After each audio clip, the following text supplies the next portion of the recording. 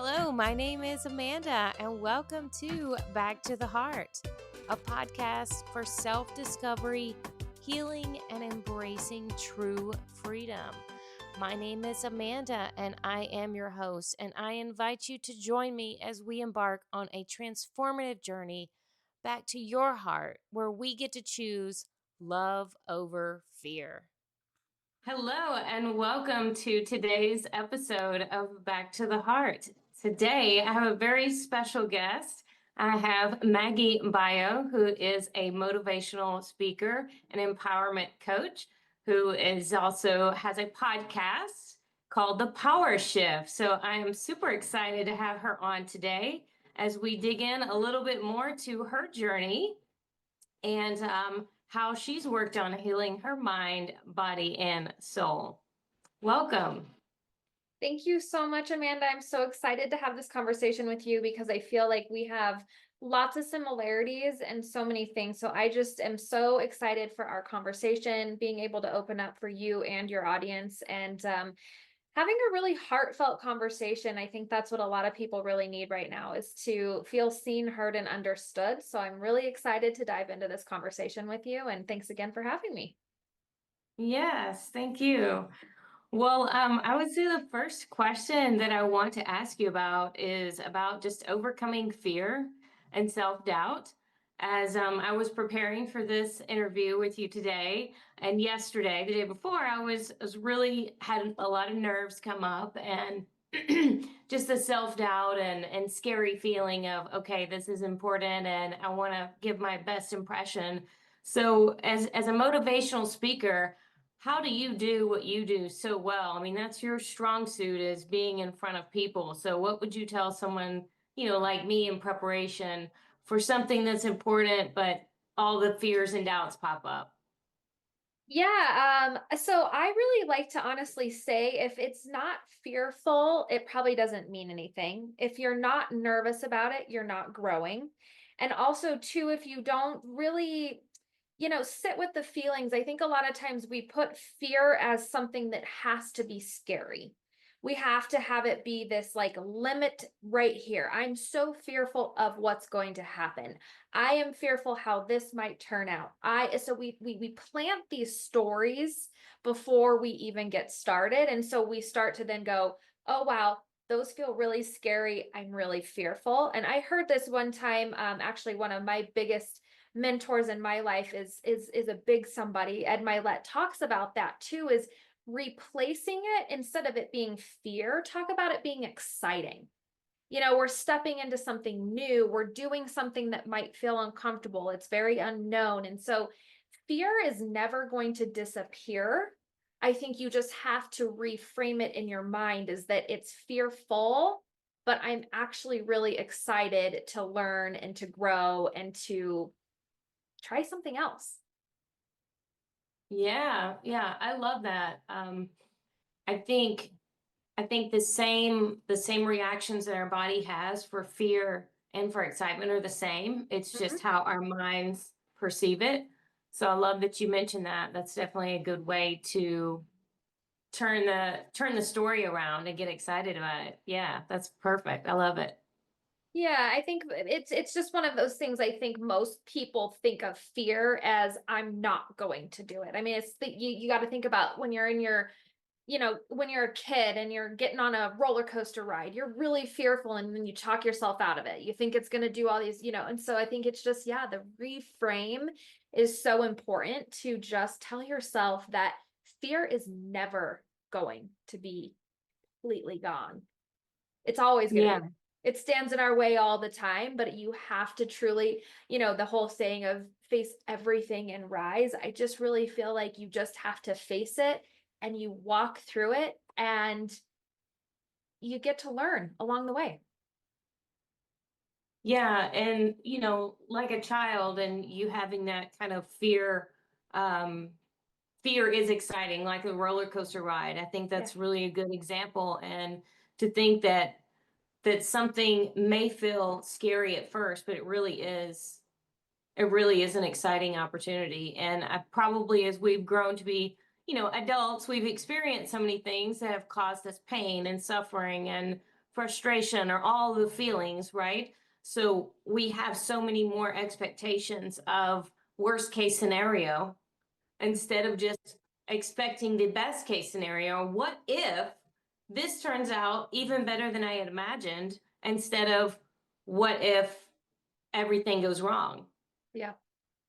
That's so important because most people think I'm going to fail. I'm going to have this. Everybody's going to look at me differently. I'm going to feel a certain way. People think, we just, like I said, we're planting this story before it even happens. And so I think that reframe of the story could just be like you said, who knows? So if you step into it, it could be the most beautiful thing you've ever experienced.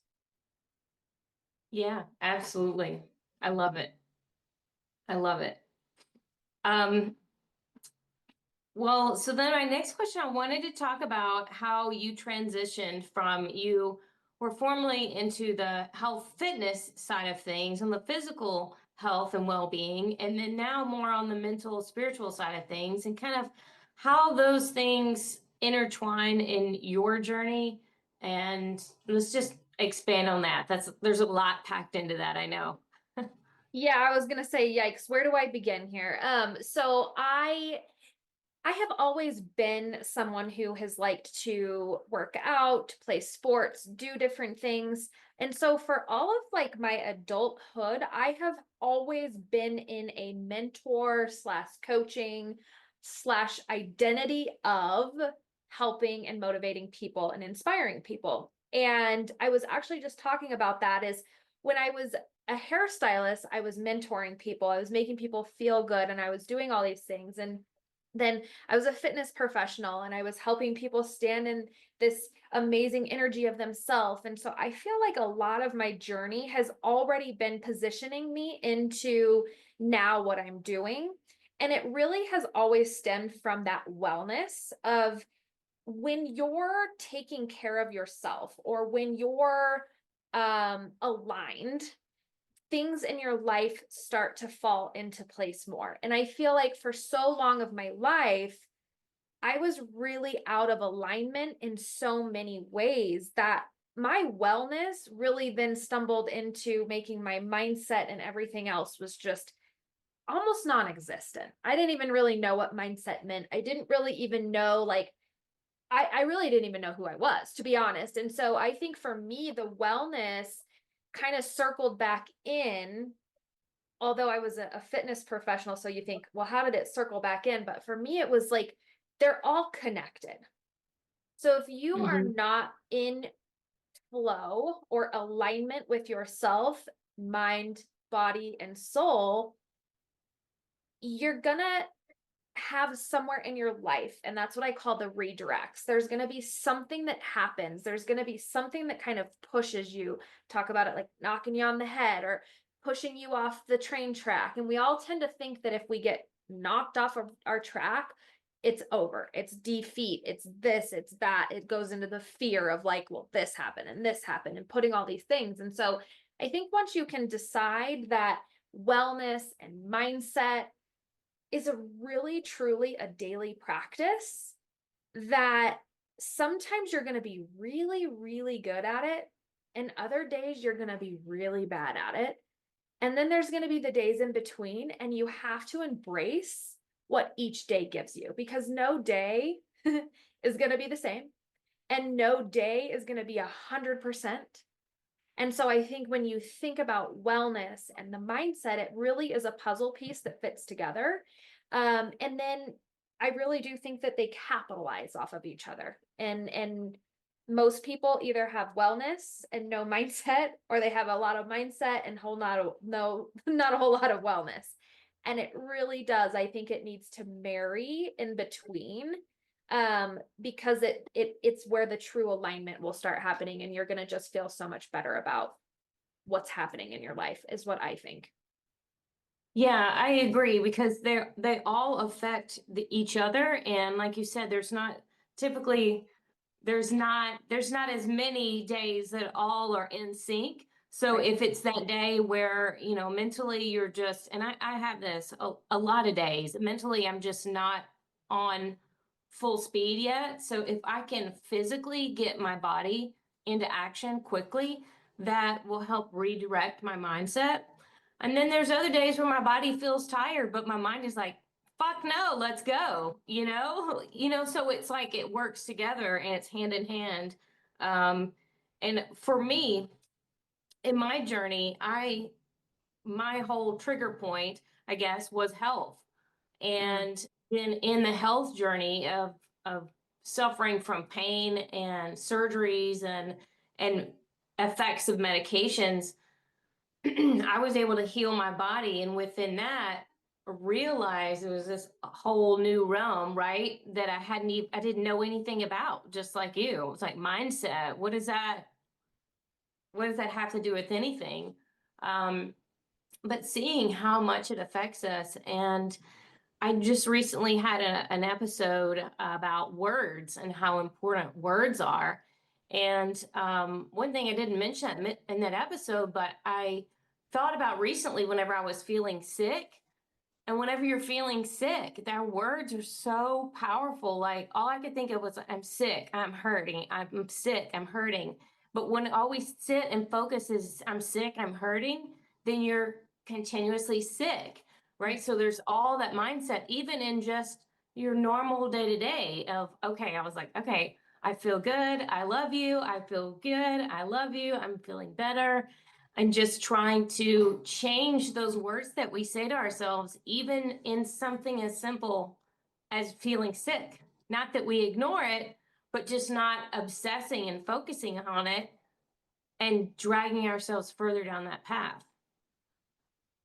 Yeah, I have something I'd love to share with people when you talk about that, because to think is to create. And like you said, if you're sick, you're sick. I mean, it's inevitable, right? We're sick. We feel like crap. We have all the things, but if you continue to say, I feel like crap, I don't like this, I don't like this, I that that's you're sneezing, you're doing all the things. To think is to create. So once you're saying all these things about, when you don't feel good and you think this, your brain just automatically focuses on where can I capitalize off of not feeling good.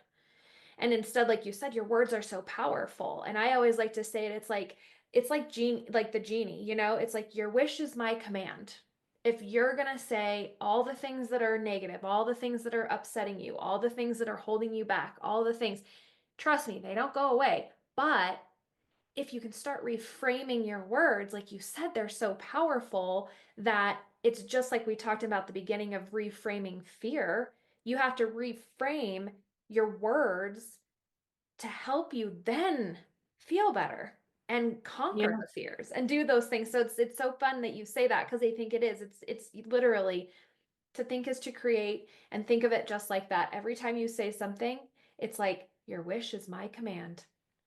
Your wish is my Yeah. command, and it's just going to continue to build and build and build and reinforce that it just doesn't feel good. Yeah. Yeah. It does. And, I did that in my previous relationship. I had cheated on a partner previously. So then in my next relationship, I just assumed this was going to happen to me. It was my turn. So I continuously focus on cheating. He's going to cheat. He's going to cheat. Like I co-created it all the way. Right. Um, so, in looking back at that relationship, there was not a lot of trust in the relationship, even in the beginning. Mm. But I realized in looking back that that was truly a lack of trust in myself, because in that relationship, if I didn't trust the other person, then, and I still continued down that path, then wasn't that actually just because I didn't trust me? I knew I didn't need to go down that path. So I kind of went through this full circle of healing with trust and infidelity. And I'm hearing part of your story. I know that was part of your story as well. So just kind of curious and how you've used words, to recreate your story and to turn your life around after experiencing that type of trauma. Um, Yeah. in your journey? Yeah. I think I would like to just take a step back just a second because I think my journey is kind of a lot similar to kind of how you are saying your trust, your things.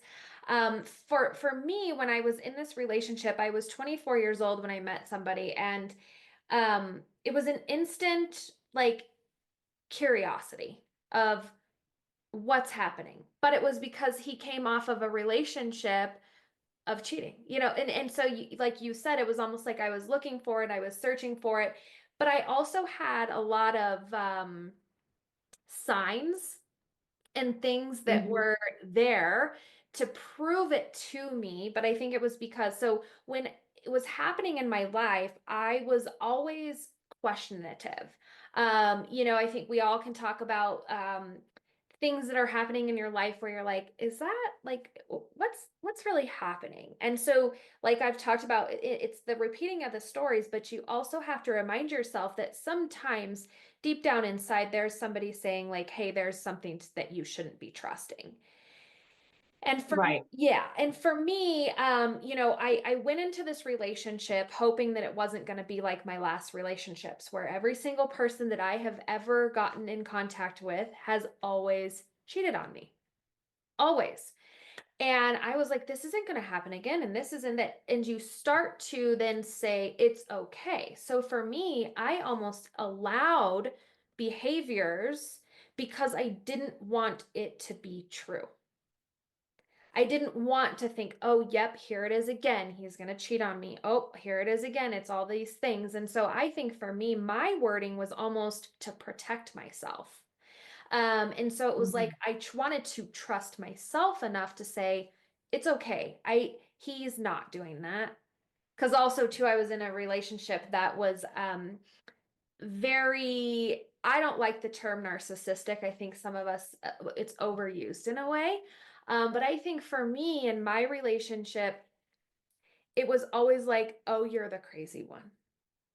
And I was like, well, how am I crazy? Like, I'm pretty sure I have a lot of evidence, but I feel like so it was always this constant like battle in my own head of like, am I crazy? Is this really happening? Should I be questioning this? And so, like you've said, the words are so powerful because then at literally every single corner or every single turn I made in that relationship, it was a constant red flag. It was a constant reminder of you need to trust yourself, and the Hmm. trust is not broken within inside of you. The trust is broken within inside of that relationship. Yes. Yes. So it's interesting because I think like we've talked about, we have similar situations and things.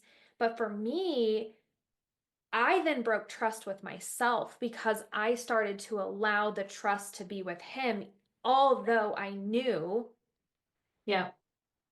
it was not, it was not there. Yeah. No, that was exactly the same. So I thought that it was that I didn't trust him, but it was he all the signs were there, exactly the same thing. It was me not trusting myself.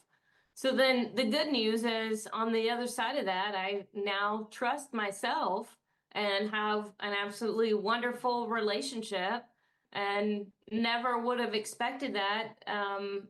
But here I am. So it shows that it can be healed and can work, and it's a work in practice, you know? It's even just trusting ourselves on the little things, any commitment that we make to ourselves. It's doing those things and building that trust muscle every single day to be able to trust other people. Because if we can't trust ourselves, then there's no way to trust anyone else. Absolutely. And I think that we break the trust with ourselves so much easier than we break trust with others. And that's really what happened to me is that I Mhm. didn't, I trusted myself. Especially in anybody's relationship, we know we want to trust ourselves, right? As we go into this relationship, we want to say, okay, I'm going to be faithful, I'm going to love, and I'm going to do all these things. And life is always lifing, is what I like to say. And so sometimes you break your own trust, or that person starts to break your trust. But I think a lot of times with trust, um, It's all about the words, like you said, the intuition, the inner voice, the real feeling that you have deep down inside is that trust muscle that you do have to build. That's always going to ask you, and it's going to ask Mhm. you. And you're going to sit there and think, I kind of want to try to figure this out, or I want to reframe in a way. But really, truly, if you can think back into relationships, I always like to say, most oftentimes in relationships, there's pretty bright red flags. If you're in the There wrong really are. relationship. Yeah.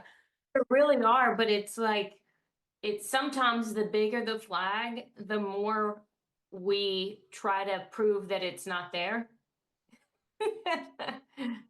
That's a So, yeah, that's one of those hard pills to swallow. I think that everybody can say that we can raise our hands and say yes, we've seen the flags.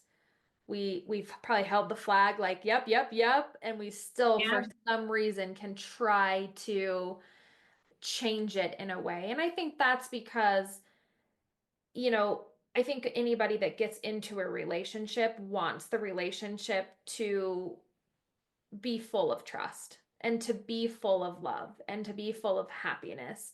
And so a lot of times I think we tend to try to manipulate it a little bit. Like, oh no, that didn't happen. We'll work through it. It's kind of like when people are like, well, let's go buy a dog. Our relationship is in the shitter, but let's go buy a dog. It'll make it work. Or let's have a kid and it'll make it work. It's just like we have to realize that a lot of times those red flags are saying like, hey, hence my reason of power shift is those are the redirects that are trying to tell you like you're on the wrong path, you're on the wrong yeah, journey, and sometimes it takes a big knock over the head or a big setback or something in your life to really truly make you go, okay, wow, why am I allowing this in my life? yeah. Well, after, my husband, had cheated on me and I'd seen all the signs and many other things, right, that led to the end of that relationship besides, but then my next long relationship, I did it again. Well, I was in it again. I was cheated on again. And I think it took, how we repeat those lessons, we repeat these things in our lives until we really see it and understand it.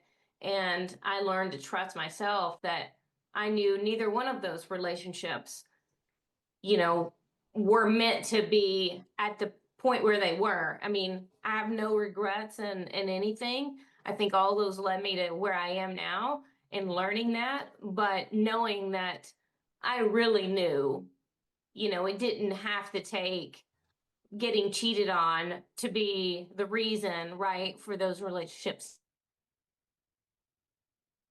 to end. It was not trusting I met with where I wanted to be in my life.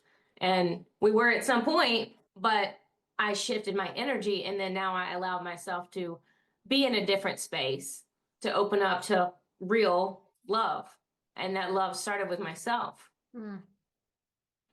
Yeah, I will have to agree with that. I think when we put ourselves into different positions, like you were talking about, kind of, I'm a firm believer of that things are going to continue to happen to you. The toxic cycles, the toxic patterns, the toxic relationships, the toxic everything's going to be on repeat until you can truly rewire your brain to think differently, to trust in yourself, and to really truly start rewriting the entire narrative to your story, because I think that that's a huge part of what I talk about all the time is that you have to be able to release the patterns and the behaviors Mm. and the decisions that keep coming up as a constant, and then you have to reclaim what it is that you truly want to then be able to rewrite a story that is aligned and that feels authentic to you.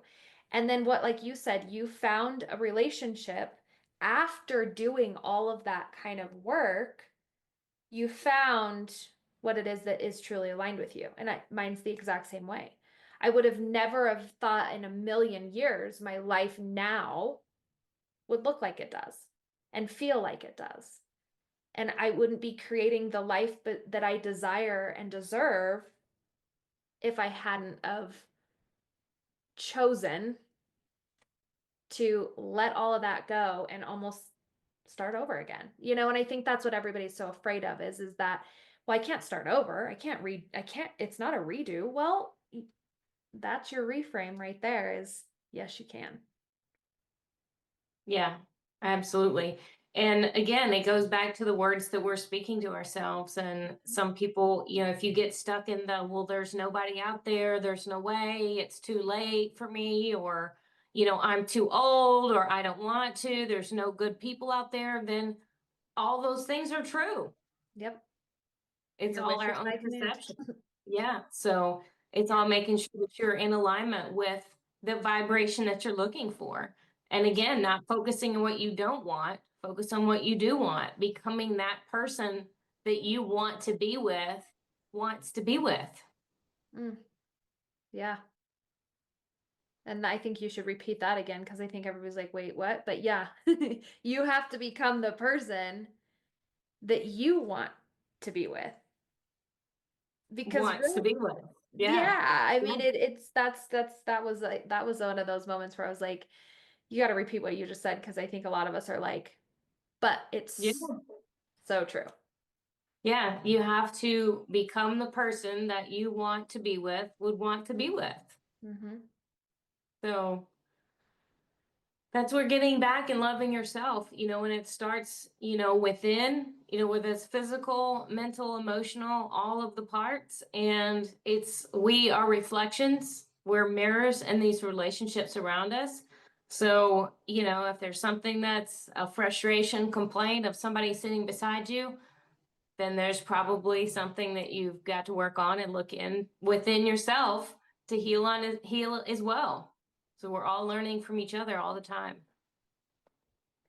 Yeah, and I think honestly, when you say that too, I think I'd like to kind of chat a little bit about that because I think a lot of people are very afraid of um taking responsibility um and acknowledging the fact that they also too have a role to play.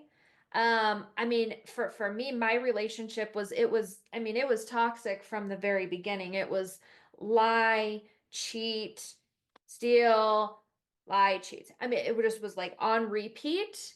And so I could sit here and say everything about my relationship was all on him and I had nothing to do with it. And I'm just this little, whatever over here. But when you sit and truly think about it, those mirrors, not that I was lying, cheating, and doing all the things, but what was I doing? I was allowing it. I was allowing that behavior because I probably didn't trust the fact that I could find somebody different. I didn't know what was out there because I thought the same things that other people go through is I'm too old, I can't do this. I chose this life. I have to stick here because I've done this. I had a business with this person. I was raising kids with this person. I mean, I literally had my entire life was in this relationship. And so for me, I had to look at that relationship and think, okay, I know I'm not lying and cheating and doing all the things, but what's reflecting back to me is that I don't want that. I'm not that type of person. But I also had to take responsibility that I was allowing those behaviors in my life for a decade. And when I think back to that, I'm like, why the heck? Why was I doing that? But I wasn't aware enough. I didn't trust myself. I didn't trust anybody. And I was fearful of starting over, beginning again, reclaiming my life, stepping into a new person. But it took that over and over and over toxic pattern for me to say, enough is enough and I want different. And I know there's so many people in this world that have had those feelings, but they continue to stay in the environment that is not in alignment.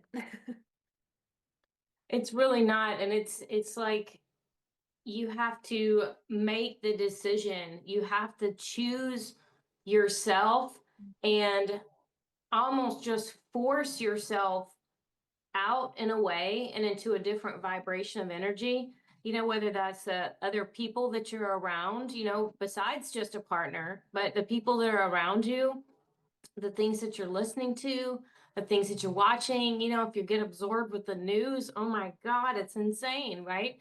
Um, you know, all of those things go into affecting us. Yeah, and I think that it's just like we've talked about the reframe, the redirects, all of those things are put in our path for us to I call it feedback. And if you're not okay with your feedback and you are like, why does my feedback sound like, I always reference an AM radio where it's just like and you can't really hear, or it's sports radio that you don't want to listen to. That's the feedback. That's where you have to say to yourself, okay, I don't like this. I don't feel good. My body hurts. I'm sick all the time. I feel out of alignment. I'm not happy. I'm not fulfilled. And if those are the patterns that are repeating in your head, that's when you have to say it's time to change the radio station. Like you said, it's a different frequency. It's a different energy. Because a lot of times we stay stuck in an energy thinking that that's the energy that we chose. But we all have the power of choice, and we all have the chance to choose something completely different for ourselves. Yeah, and I can look back in the relationships where, whenever I got into those relationships, the energy field that I was in, which you referenced, where you were, and I was in the same. It was this fear, right? A fear of doing something again and starting over. And that's not the energy to be making decisions that affect our day to day. We should be making those decisions out of love, not out of fear. And so many times it is that fear of the unknown, fear of, starting over, fear of, our whole lives become intertwined so quickly. Gosh, and any relationship that was during, these last 5 years of chaos, I feel like time was in some sort of weird warp. So any relationship that happened then was kind of crazy with how people's lives were intertwined. So it just it's scary. It's scary, but it's so worth it. It's so worth it to break free from that and to be able to get into a different energy field, a different frequency, and bring in one that is, based in love and light and not in that toxicity and the fear, because we stay in that and that's what we keep attracting. 100%. 100%. And I was just thinking when you were saying now those things, because you said it's fear, it's the unknown, it's the things. And I have a lot of people that say to me, like, what do you mean you left everything? And I said, I literally had to, almost like we talk about drawing a line in the sand, or we have to say, I had that breaking point. I had the point in my life that said, you can either stay here stuck, unfulfilled, being lied to, cheated on, brainwashed, manipulated. You can stay here, and I'm going to continue to throw those things at you. Because now you're on that frequency, you're on that wavelength, you're on that station. And so it was just, that was what was happening. I kept saying, it is what it is, it's as good as it gets. Those are the things that you tell yourself. So then what happens? The universe just says, okay, well, here's more of that. Here's more of that. And here's more of that. So a lot of times people fail to think, what if I decided to redirect myself as I'm hearing all these things and doing all these things? That was what had to happen for me, is I had to look at what I was allowing to then finally say to myself, I deserve to live a different life than I'm living. But how can you leave all of that behind? To me, it was, I had to be able to step into the version I am today.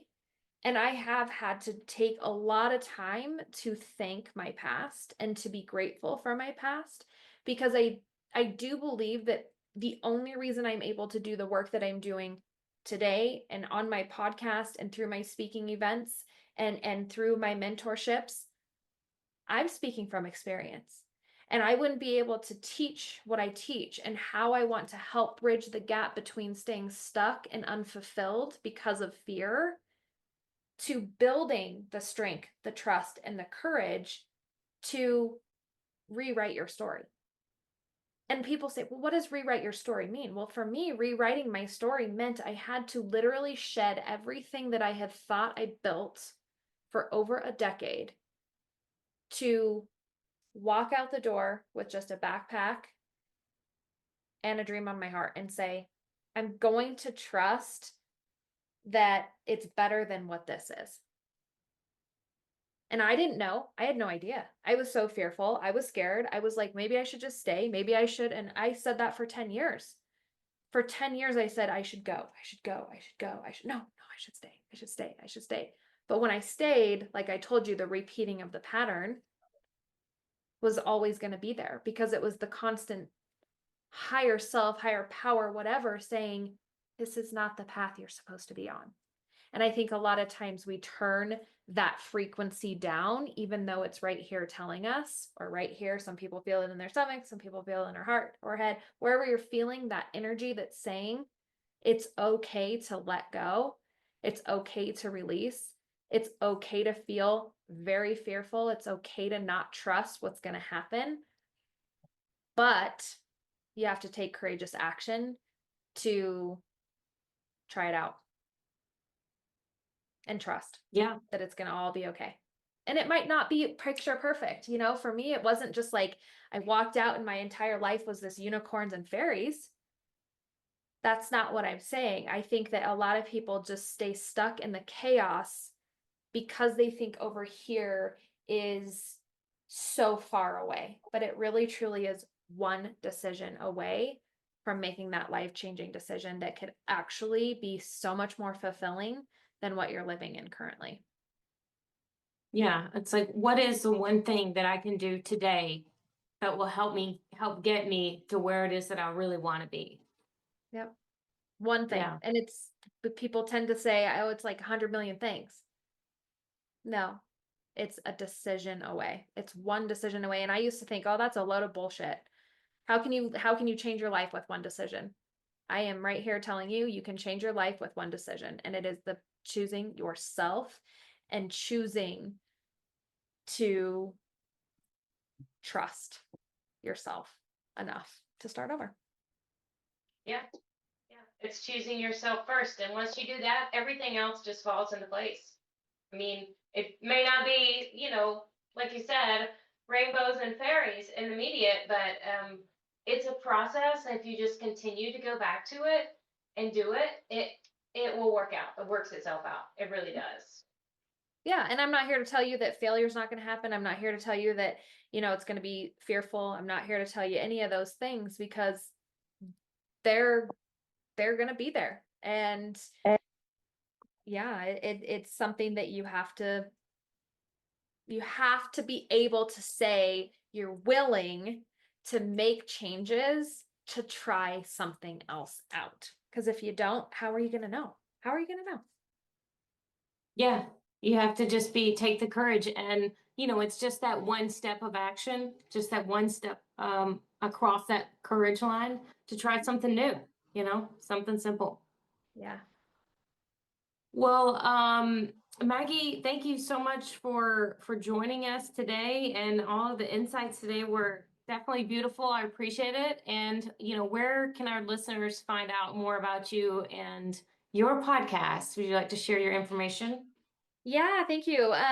So I always like to say this is just the tips of the iceberg. It's so important to have these conversations because I think that everybody, like I said in the beginning, just needs to know you're not alone. And so the best place to come and find me is on my Instagram account called The Power, or I always say The Power, but it does not have the in it. It is just power within her.inc.